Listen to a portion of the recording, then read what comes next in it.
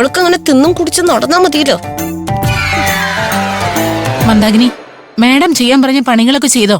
നീ എന്തിനാ അത് അന്വേഷിക്കണത്? നീ പോയി നിന്റെ പണി നോക്കമ്പളി.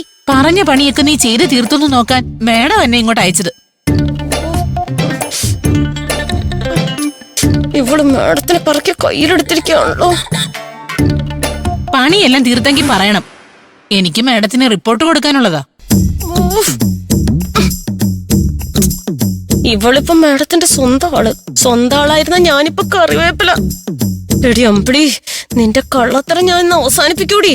മന്ദാകിനി എന്താ ആലോചിച്ചോണ്ടിരിക്കുക? ചോദിച്ചത് കേട്ടില്ലേ? നിന്നോട് പറയണേ എനിക്ക് മനസ്സില്ല. നീ നിന്റെ പണി നോക്കിപ്പോ. അപ്പൊ നീ ഇതുവരെ പണിയൊന്നും തീർത്തില്ലേ? എന്നാ ഞാൻ ഈ കാര്യം ഇപ്പൊ തന്നെ മാഡത്തിനോട് പറയും. മാഡം പറഞ്ഞ സമയത്ത് പണി തീർക്കാനേ ഇതേ സെക്യൂരിറ്റി പണിയൊന്നല്ല. മേലനങ്ങി പണിയെടുക്കുന്നവർക്ക് ആ ബുദ്ധിമുട്ട് മനസ്സിലാവൂ. അതെന്താ, സെക്യൂരിറ്റി പണി അത്ര ഈസി പണിയാണോ? നിനക്ക് ഒരിടത്ത് വെറുതെ ഇരുന്ന് ആ ഫോണിൽ ഇങ്ങനെ തോണ്ടിക്കൊണ്ടിരുന്നാ പോരെ? എന്റെ ബുദ്ധിമുട്ട് അറിയണില്ലേ?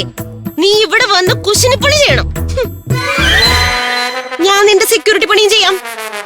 തയ്യാറാണോ നീ? ഓരോരുത്തർക്കും ഓരോ പണി പറഞ്ഞിട്ടുണ്ട്. ആ പണി അങ്ങ് ചെയ്താ മതി. അനന്യക്ക് ചുക്ക് കഷായം ഉണ്ടാക്കി കൊടുത്തോന്ന് മാഡം ചോദിച്ചു. ചുക്ക് കഷായം മാത്രം മതിയോ? കുറച്ച് പാൽപ്പായസം കൂടി ആയാലോ? ആ കുട്ടിക്ക് സുഖമില്ലാതിരിക്കുക. വേഗം ചുക്ക് കഷായം ഉണ്ടാക്കാനാ മാഡം പറഞ്ഞത്. 100 കൂട്ടം പണിയുള്ളപ്പോഴേ ഇതങ്ങ് മറന്നു പോയെന്നേ. നീ നിന്റെ മാഡത്തിനോട് ചെന്ന് പറഞ്ഞേക്ക്. ചുക്ക് കഷായം ഉണ്ടാക്കി കൊടുക്കാത്തോണ്ടേ ആ കൊച്ചു പനിച്ചു വിറച്ച് ചത്തു പോവുന്നില്ലല്ലോ. നീ അത് പെട്ടെന്ന് ഉണ്ടാക്കി കൊടുക്കാൻ നോക്ക്. ആ പിന്നെ, ചുക്ക് കഷായം ഉണ്ടാക്കുമ്പോ കുറച്ച് എനിക്കൂടെ ഉണ്ടാക്ക്. ചെറിയൊരു തൊണ്ടവേദനയുണ്ട്. ആ, ഇവിടെ മടിച്ചിരിക്കാതെ വേഗം ചെന്ന് ഉണ്ടാക്ക്.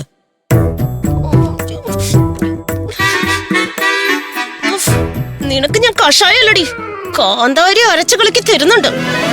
കാത്തിരുന്നോടി നീ. അയ്യോ ഈശോയെ, എന്റെ കർത്താവേ, എനിക്ക് ഇവിടെ എണീക്കാൻ പോലും പറ്റുന്നില്ല. എന്റെ കർത്താവേ, ഇത് ശരിയാവൂല.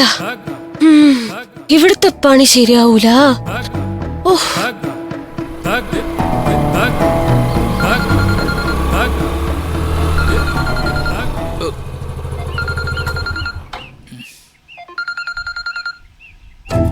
മന്ദുവാണല്ലോ. ഈ സമയത്ത് എന്തിനാ വിളിക്കുന്നത്? അങ്ങോട്ട് ചെല്ലാനല്ല. പിന്നെ മാഡം അടിയുണ്ടാക്കിയോ? മന്ദു, ഐസൊക്കെ, എനിക്കിവിടെ ഒരു നിമിഷം കൂടി ജോലി ചെയ്യാൻ വയ്യ. എനിക്ക് വയ്യ, എനിക്ക് തീരെ വയ്യ. നിനക്ക് സുഖമില്ലാതായോ? അതല്ല, എനിക്കിവിടെ പണിയെടുത്ത് വയ്യാതെയായി. അവിടെ ഇപ്പൊ എന്താ പ്രശ്നം? എനിക്ക് താങ്ങാൻ കഴിയാത്ത ജോലികളായി റീനാമ എന്നെ കൊണ്ട് ചെയ്യിക്കുന്നേ.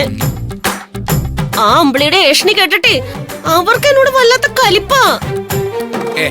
അമ്പിളി അത്ര കാര്യമൊന്നുമില്ല. ആണോ? ആണ്. അവളാണ് മാഡത്തിനെ എനിക്കെതിരാക്കിയത്.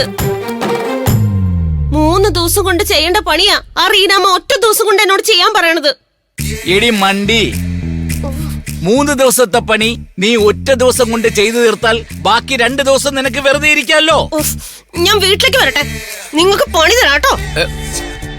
ഞാൻ ഈ ജോലി വലിച്ചെറിഞ്ഞിട്ട് ഇവിടെ നിറങ്ങാൻ പോവാ. ദേ മന്ദു, നീ അവ്യയൊന്നും കാണിക്കരുത് കേട്ടോ. നീ പെട്ടെന്ന് ജോലി വലിച്ചെറിഞ്ഞിട്ട് വന്നു കഴിഞ്ഞാലേ അവിടത്തെ കാര്യങ്ങൾ ബുദ്ധിമുട്ടാവില്ലേ? ഇവിടുത്തെ കാര്യങ്ങൾ എന്താവെന്ന് ആലോചിച്ച് നിങ്ങൾ തലപുണ്ണാക്കണ്ട. സഹിക്കാവുന്ന എന്റെ പരമാവധി ഞാൻ സഹിച്ചു. റീനാമയുടെ മുഖത്തൊക്കെ 2 പറഞ്ഞിട്ട് വേണം ഇവിടെ ഇറങ്ങാൻ. മന്ദു, എന്റെ ആക്രി ബിസിനസ് മൊത്തം പൊട്ടിപ്പൊളിഞ്ഞ് കുത്തുവാളെടുത്ത് നിൽക്കുക. നീ ജോലി കളഞ്ഞാ പിന്നെ നമ്മുടെ വരുമാനത്തിന് എന്ത് ചെയ്യും?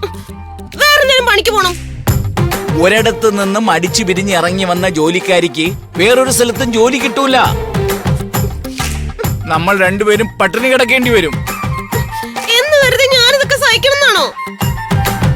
രാത്രിയാണെ പേടി കൊണ്ടൊരു സ്വസ്ഥതയുമില്ല. പകലായ പണി കൊണ്ട് ഇരിക്കപ്പുറതിയുമില്ല. എനിക്ക് പറ്റില്ല. നീ സഹിക്കണ്ട.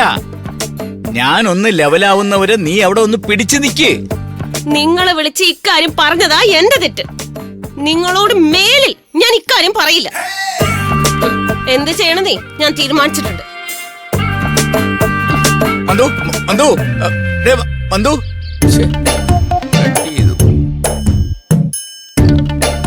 മന്ദു വലിയ കലിപ്പിലാണല്ലോ.